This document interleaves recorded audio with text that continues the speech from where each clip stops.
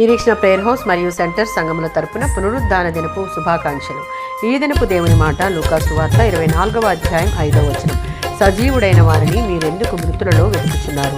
లూకా సువార్త 24వ అధ్యాయం 1-8 వచనాలలో ఆదివారం తెల్లవారుచుండగానే స్త్రీలు వారు సిద్ధపరిచిన సుగంధ ద్రవ్యాలు తీసుకుని సమాధి దగ్గరకు వచ్చారు. అప్పుడు సమాధి దగ్గరకు వెళుతూ ఉండగా ముద్ర వేయబడిన రాతిని తొలగించబడి ఉన్నట్టు చూచారు.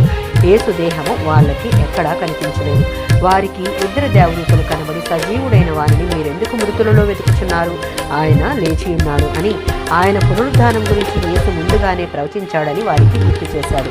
ప్రకటన గ్రంథం 1వ అధ్యాయం 18వ వచనం.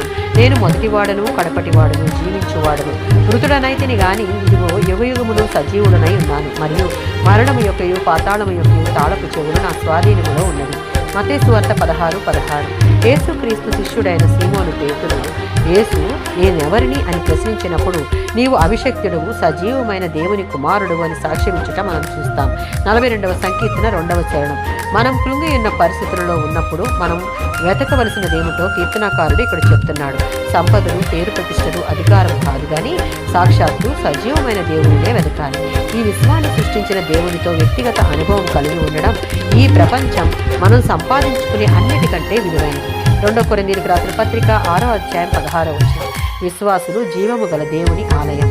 దేవుడు, నేను వారిలో నివాసం ఉంటాను, వారితో నడుస్తాను, నేను వారి దేవుడనై ఉంటాను, వారు నా ప్రజలై ఉంటారు అని వాగ్దానం చేస్తున్నాడు. సర్వశక్తిమంతుడైన, ఆదియు అంతము అయి ఉన్న, నిన్న నేడు ఏకరీతిగా ఉన్న దేవుణ్ణి మనం కలిగి ఉన్నాం. ఆయన మనలను ప్రేమించి మన పాపముల నిమిత్తం మరణించి తిరిగి పునరుద్ధాన శక్తితో లేచిన దేవుని మనలో నివసించుటకు యోగ్యంగా మన హృదయాలను శుద్ధి చేసుకుందాం. ఆమేన్.